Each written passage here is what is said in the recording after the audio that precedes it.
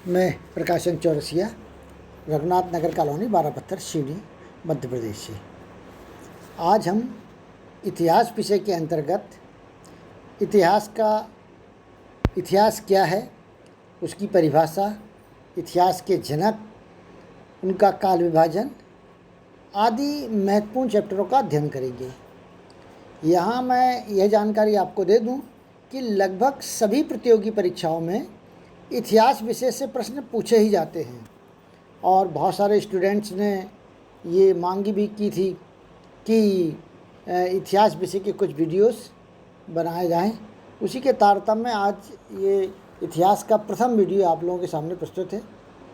यदि आप आने वाले अन्य महत्वपूर्ण वीडियो जो लगातार एक सीरीज़ के रूप में रहेंगे और देखना चाहते हैं तो कृपया इस चैनल को सब्सक्राइब करिएगा ताकि इसकी पूरी श्रृंखला के सभी वीडियो आप तक सबसे पहले पहुंच पाएँ।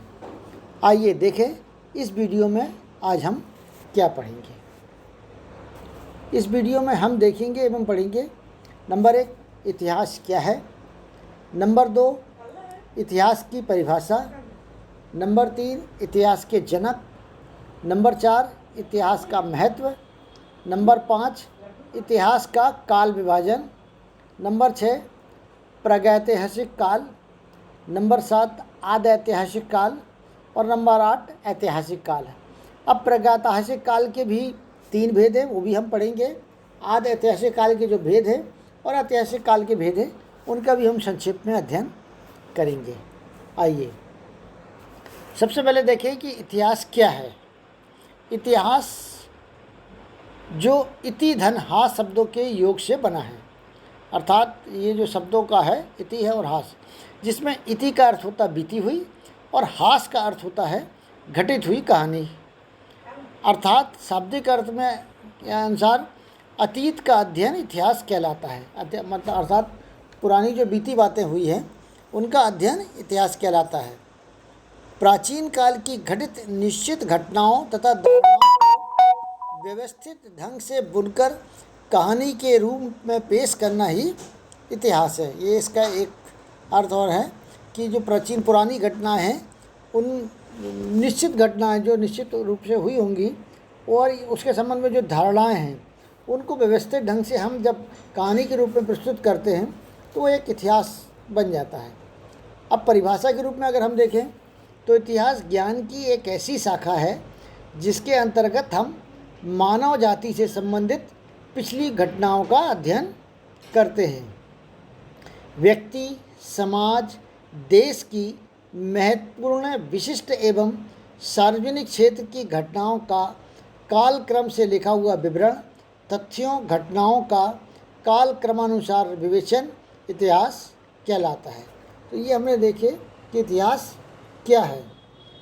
परिभाषा के रूप में देखिए, कई बार परीक्षाओं में ये भी पूछा जाता है कि इतिहास की परिभाषा क्या है। तो वर्कहार्ट के अनुसार इतिहास अतीत का वह दस्तावेज है जो एक युग से दूसरे युग में ध्यान आकर्षित करने योग्य बनाता है। अर्थात अगर हम देखें तो पुराने युग की अगर बातें इस युग में जब हम करते हैं तो उसको ध्यान आकर्षित करता है कि पुराने युग में क्या हुआ होगा। दूसरी परिभाषा देखिए जॉनसन के अनुसार, इतिहास अपने व्यापक अर्थ में वह सब कुछ है जो कभी घटित हुआ। अर्थात जो घटनाएं हैं उनके बारे में जब हम जानकारी बनाते हैं, लिखते हैं तो वो इतिहास बन जाता है। रैप्सन के अनुसार इतिहास घटनाओं के पाठ्यक्रम या विचारों की प्रगति से संबंधित एक लिखा हुआ है। ये चुका लिखा गया तो लिखा हुआ है। इसके बाद है NCERT के अनुसार इतिहास अतीत की घटनाओं का उनके सभी पहलुओं, एक सामाजिक समूह के जीवन में वर्तमान धारणाओं के आलोक में वैज्ञानिक अध्ययन है। अर्थात इतिहास को, अतीत की घटनाओं का वैज्ञानिक अध्ययन जो है वो इतिहास कहलाता है। तो ये विभिन्न परीक्षाएँ, विद्वानों की परिभाषाएँ हैं जो कई बार परीक्षाओं में पूछी जाती है। आगे अब देखेंगे हम इतिहास के जनक।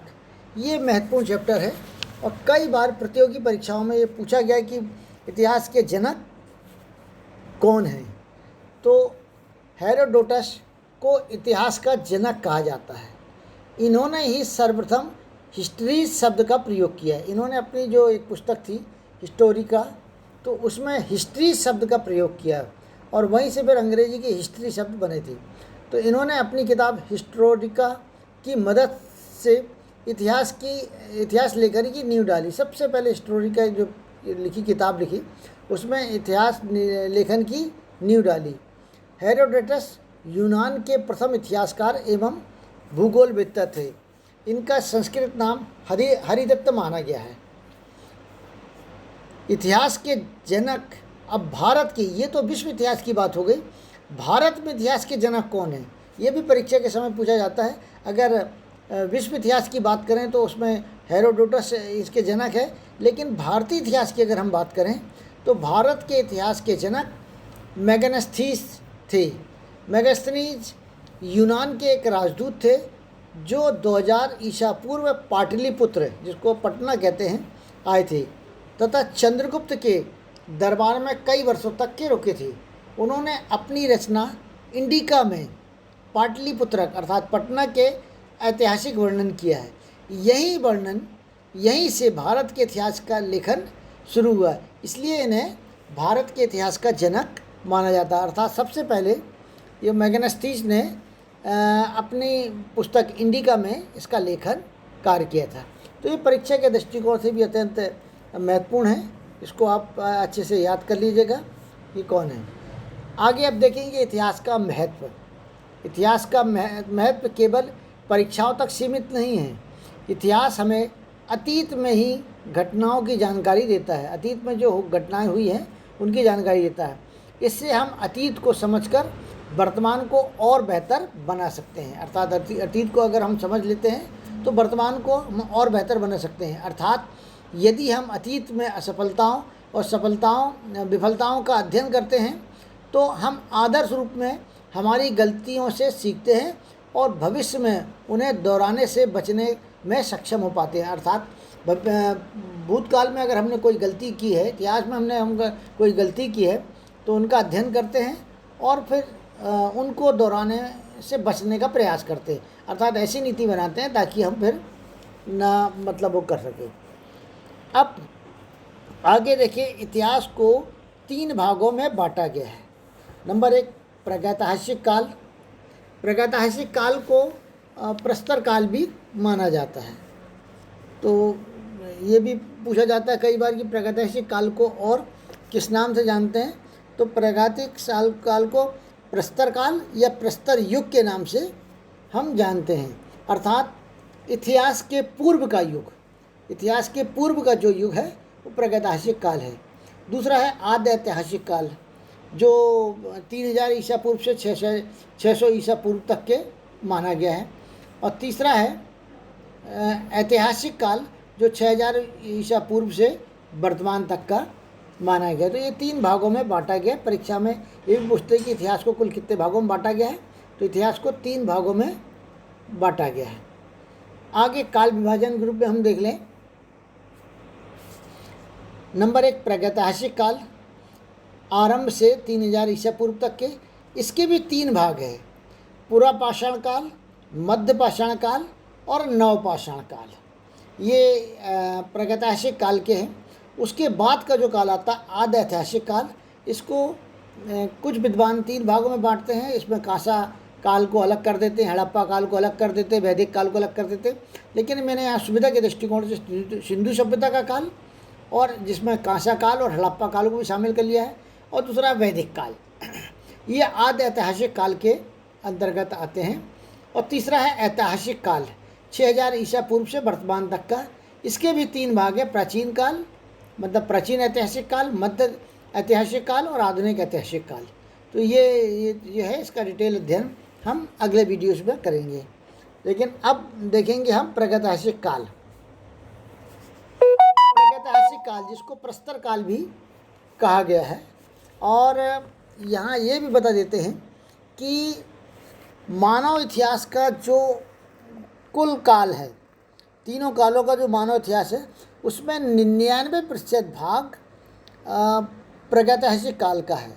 अर्थात आरंभ से लेकर अब तक के जितना समय हुआ है, इसमें 99% जो काल है प्रागैतिहासिक काल माना जाता है। ये परीक्षा में कई बार पूछता है कि इसको कितने प्रतिशत माना गया, तो 99% भाग प्रागैतिहासिक काल का है।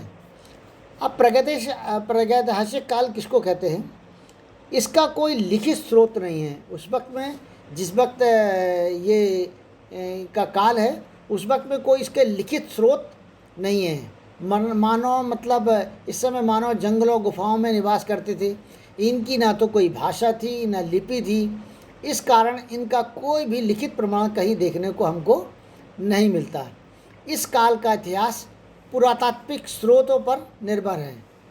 पुरातात्विक स्रोत अर्थात जो उस समय के जो कुछ मतलब पत्थरों के औजार मिले हैं, कुछ अन्य चीज़ें जो मिली हैं, उसी से हम अनुमान लगा पाते हैं कि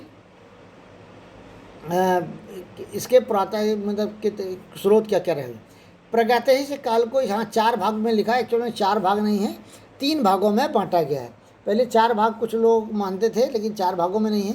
इसके प्रमुख रूप से 3 भाग ही है। इसमें चौथा भाग कुछ लोग कह देते कांस्य युग करके कह लेते, पर ऐसा नहीं है। इसके 3 भाग है। पहला है पुरापाषाण काल। पुरापाषाण काल यह इतिहास का सबसे आरंभिक काल था। इस समय के मानव को यदि हम आदि मानव कहें तो अतिशयोक्ति शायद नहीं होगी। तो इस समय के जो मानव था वो आदि मानव कहलाता था। उसका जीवन खाना बदोश की तरह था। अर्थात उसका जीवन कैसा था? खाना बदोश की तरह, मतलब इधर उधर घूमना, खाने की तलाश करना, बस। और वह पत्थरों के औजार से जानवरों को मारकर अपना पेट भरता था। पत्थरों के माध्यम से ही जानवरों को मारता था, और उसमें मारने के बाद जब वो मर जाते थे तो उनको ही अपना भोजन बनाता था और अपना पेट भरता था। एवं मनुष्य जो था, मानव जो था, वो समाज के रूप में नहीं रहता था। अलग अलग पृथक पृथक मानव रहते थे। मनुष्य इस काल में केवल उपभोक्ता था, अर्थात उसका काम केवल जानवरों को मार के खाना था। उत्पादकता नहीं थी, अर्थात वो उत्पादक नहीं था, किसी चीज़ का उत्पादन नहीं करता था। जो प्रकृति में है, जो जानवर है, उन्हीं को मारता था और खाता था। भीमबेटका, मध्य प्रदेश की गुफाएं एवं उनमें बने शैल चित्र, हथनोरा की नर्मदा घाटी में प्राप्त मानव खोपड़ियाँ तथा मिर्ज़ापुर उत्तर प्रदेश में हड्डी से बनी मूर्तियाँ इसी काल को प्रदर्शित करती हैं। अर्थात उस समय जो भीमबेटका, जो मध्य प्रदेश की गुफाएं मिली हैं, उसमें जो कुछ चित्र वगैरह मिले हैं, वो चित्र सब इस बात को प्रकट करते हैं कि ये प्रागैतिहासिक काल के हैं और पुरापाषाण काल के हैं। लोग कैसे अपना जीवन व्यतीत करते थे, इसका अनुमान इन गुफाओं में मिले शैल चित्रों से, हथनोरा की नर्मदा घाटी में मिली मानव खोपड़ियों से, और उनका जो कार्बन अध्ययन करने के बाद अनुमान लगाया गया कि ये पुरापाषाण काल का था। और ये भीमबेटका के शैल चित्र पुरापाषाण काल में जो वहाँ गुफाएं मिली थी मध्य प्रदेश में, तो उस गुफाओं के कोई चित्र, 2 चित्र मैंने आप लोगों के सामने प्रस्तुत किया है। इस तरह के चित्र उस वक्त में भीमबेटका में पाए गए थे, और ये एक विश्व प्रसिद्ध शैल चित्र माने गए हैं। दूसरा काल है मध्यपाषाण काल। मध्यपाषाण काल, इस काल में भी मानव पत्थरों के सूक्ष्म हथियार जैसे पत्थरों की पपड़ियों से फलक, वेदनी, खुरचनी आदि बनाकर शिकार करके अपना जीवन यापन करता था। अब मध्यपाषाण काल और इसके पूर्व के काल में, पुरापाषाण काल में मूल अंतर ये कि उस वक्त केवल गोल पत्थरों से वो अपना शिकार करके अपना भोजन करता था। मध्यपाषाण काल में थोड़ा सा विकास हुआ और उन्होंने देखा कि पैने पत्थरों से, जो पैने जो पत्थर हैं, उनसे शिकार बहुत जल्दी आसान हो जाता है। तो उन्होंने यहाँ पर पत्थरों की पपड़ियाँ जो रहती थी, उनसे फलक, वेदनी, खुरचनी आदि बनाकर शिकार करना शुरू किया और अपना जीवन यापन शुरू किया। किंतु अब वह जानवरों को पालने भी लगा था। और ये यहाँ पर एक बात बता दें कि अब इस काल में आते आते वो जानवरों को पालने भी लगा था, और जानवरों में सबसे पहले उन्होंने कुत्ते को पालना शुरू किया था। कुत्ता उसको शिकार करने में सहयोग भी करता था और सुरक्षा के लिए भी ठीक रहता था, तो कुत्ते को पालने लगा था। और मानव अब समूह बनाकर रहने लगा था। पहले वो अलग अलग रहता था पुरापाषाण काल में, लेकिन मध्यपाषाण काल में मानव अब ग्रुप में समूह बनाकर रहने लगा था और समूह बनाकर रहकर अपना जीवन व्यतीत करता था। इन सब के बाद भी अब भी वह उपभोक्ता ही था, उत्पादक नहीं। अर्थात इसके बाद भी वो खेती करना नहीं जानता था। वो केवल जानवरों को मार के, मछलियों को मार के खाता था और अपना जीवन व्यतीत करता। इस काल की सबसे बड़ी उपलब्धि थी कि उसने इस काल में आग का आविष्कार कर लिया था। इस काल में मानव ने आग का आविष्कार कर लिया था, अर्थात आग का प्रयोग वो सीख गया था कि आग का प्रयोग जीवन में कैसे होगा। बामोर, आजमगढ़, भीलवाड़ा आदि से प्राप्त सामग्री इस काल का प्रमुख स्रोत रही है। तीसरा जो काल है नवपाषाण काल, ये सब प्रागैतिहासिक काल के भेद के अंतर्गत आते, जिसका समय है 7000 ईसा पूर्व से 3000 ईसा पूर्व। इस काल में मानव अब खेती करना सीख गया था।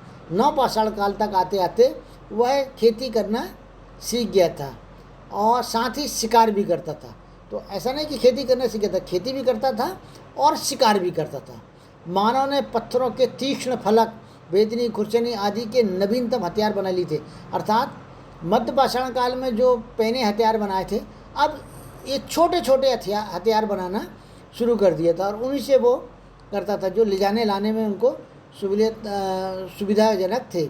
पत्थरों के तीक्ष्ण फलक मतलब पैने, भेदनी, खुरचनी आदि के नवीनतम हथियार का प्रयोग उसने शुरू कर दिया था। इस काल में उसने पहिए का प्रयोग सीख लिया था, अर्थात इस काल में आते आते तक के वो पहिए का आविष्कार हो चुका था और पहिए का वो प्रयोग करना सीख गया था। मेहरानगढ़, चिरौंद, लौरा देव में प्राप्त सामग्री इस काल का प्रमुख स्रोत रही है। तो ये हो गया प्रागैतिहासिक काल, जो पूरे मानव इतिहास का 99% है। प्रागैतिहासिक काल में एक चीज़ और मैं आप लोगों को बता देता हूँ कि प्रागैतिहासिक काल जिसमें जो मानव था वो जंगलों गुफाओं में तो रहता ही था, लेकिन इस काल का कोई इतिहास, लिखित इतिहास ना था, ना तो लिखित में था और ना है, अब लिखित में था ही नहीं तो उसको हम पढ़ना नहीं पाते थे। अब दूसरा जो काल होता आद्य ऐतिहासिक काल, इसकी प्रमुख सबसे बड़ी विशेषता ये थी कि इस काल में कुछ लिपियाँ का विकास हो चुका था। इस काल में मानव में कुछ लिपि का विकास हो चुका था, किंतु इस लिपि को ना तो पढ़ा जा सकता था और ना समझा जा सकता था। अर्थात इस काल में कि कुछ लिपियाँ प्राप्त हुई हैं, कुछ लिखे हुए अभिलेख प्राप्त हुए हैं, लेकिन ये वो समय था कि उनकी लिपियों को इस काल में समझ नहीं जा पाया था। इस काल के जो प्रमुख पुरातात्विक स्रोत रहे वो इतिहास पर ही निर्भर रहे और इनको प्रमुख रूप से 2 भागों में बांटा गया। कुछ विद्वान इसको 3-4 भाग कर देते हैं, लेकिन यहाँ मैंने 2 भाग बांटा है। पहला जो समय था सिंधु घाटी की सभ्यता, अर्थात कांसा युग या हड़प्पा संस्कृति। इस सभ्यता को नगरी सभ्यता भी कहा गया है, अर्थात आदि इतिहास काल में सिंधु घाटी की जो सभ्यता का पहला काल था इसको नगरी सभ्यता भी कहा गया, अर्थात यहाँ से नगर बनने शुरू हो गए थे। इस सभ्यता में पाए जाने वाले स्थलों के रूप में मोहनजोदड़ो, हड़प्पा, गढ़वारी कला, धौलावीरा, राखीगढ़ी, कालीबंगन आदि थे। इस समय में कांसे का प्रयोग भी होने लगा था, इसलिए इसको कांसा युग भी कहा गया। कुछ विद्वान कांसा युग को एक अलग युग मानते हैं, लेकिन ये सिंधु घाटी की सभ्यता के समय ही कांसे का उपयोग होने लगा था, इसलिए इस काल को कांसा युग भी कहा जाता है। 1921 में दयाराम साहनी ने हड़प्पा की तथा 1922 में राखालदास बनर्जी ने मोहनजोदड़ो की खोज की थी। सिंधु सभ्यता के प्रमुख निवासी द्रविड़ माने जाते हैं। इस काल में मिट्टी की मूर्ति, बर्तन, विशेषकर स्त्रियों की मूर्ति मिली थी और स्त्री को वो पूजा भी करते थे। वृक्ष पूजा का भी प्रचलन इस काल में देखने को मिलता है। जो पुरातात्विक स्रोत मिले हैं उसमें वृक्ष पूजा का भी प्रचलन इस काल में देखने को मिलता है। तो आद्य काल की प्रमुख विशेषता कि इस काल में लिपि तो थी, लिखे तो हुए थे, अभिलेख मिले हैं, लेकिन उसको पढ़ा नहीं जा सका। तो ये आद्य ऐतिहासिक काल है। अब ये हड़प्पा काल की जो कुछ लिपियाँ थी, जो लिखे हुए अभिलेख मिले हैं, वो यहाँ पर मैंने प्रस्तुत किया है, लेकिन इनको समझा नहीं जा सका कि ये वास्तव में क्या लिखा है और क्या नहीं लिखा, क्योंकि इस लिपि से वर्तमान में कोई परिचित नहीं था। तो इस काल को आद्य ऐतिहासिक काल के रूप में लिखा कहा गया। तीसरा होता है वैदिक संस्कृति काल। तो वैदिक संस्कृति काल में जानकारी का प्रमुख स्रोत वेद रहे हैं। इस काल में ही वेदों की रचना हुई ऐसा माना जाता है। यह रचना महर्षि वेद व्यास ने की। और कई बार पूछा जाता परीक्षाओं में कि महर्षि वेद व्यास का पूरा नाम क्या है। तो महर्षि वेद व्यास का पूरा नाम महर्षि कृष्ण द्वैपायन वेद व्यास है। इस सभ्यता को आर्य सभ्यता भी कहा जाता है, अर्थात ये आर्यों की सभ्यता कहा जाता है। इस काल को प्रमुख रूप से 2 भागों में बांटा गया है। एक ऋग्वैदिक काल जो 1500 ईसा से लेकर 1000 ईसा पूर्व था, और दूसरा उत्तर वैदिक काल जो 1000 ईसा पूर्व से 600 ईसा पूर्व तक का माना गया। तो ये वैदिक काल था।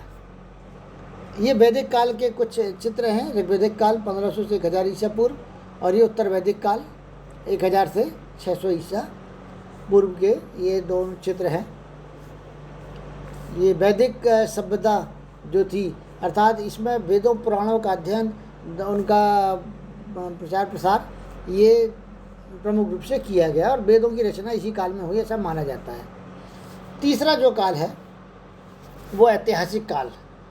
तो तीसरा जो काल ऐतिहासिक काल, इस काल में सभ्यता का विकास हो चुका है, लिपि का विकास भी हो चुका था। इस कारण इस काल का लिखित इतिहास हमें देखने को मिलता है, जिसे हम पढ़ भी सकते हैं और समझ सकते हैं। इस काल में मानव सामाजिक जीवन जीने लगा था। ऐतिहासिक काल को निम्न भागों में बांटा भी गया है: प्राचीन काल, मध्यकाल और आधुनिक काल। और इनका एक अलग से वीडियो जो बनेगा, क्योंकि अगर इनका डिटेल अगर हम करने लगें तो बहुत बड़ी वीडियो बन जाएगी, तो इनका हम अलग से अध्ययन करेंगे। तो ये 3 प्रमुख काल थे। तो सबसे पहले है प्रागैतिहासिक काल, जिसमें अभिलेख ना तो लिखे गए और ना मिले, पढ़े गए। दूसरा काल था आदि ऐतिहासिक काल, जिसमें अभिलेख लिखे तो गए लेकिन उन्हें पढ़ा नहीं गया। और तीसरा काल है ऐतिहासिक काल, जिसमें अभिलेख लिखे भी गए और पढ़े भी गए, और जिनको हम समझ सकते हैं और जिसको आगे बढ़ा सकते हैं। तो ये था आज का इतिहास क्या है, इतिहास का पहला वीडियो। आशा है कि आपको पसंद आया होगा और परीक्षा के दृष्टिकोण से उपयोगी है। यदि पसंद आए तो लाइक करिएगा, सब्सक्राइब जरूर करिएगा, ताकि आने वाले वीडियोस आपको सहजता से प्राप्त हो सके, और अपने मित्रों को भी सेंड करिएगा। धन्यवाद।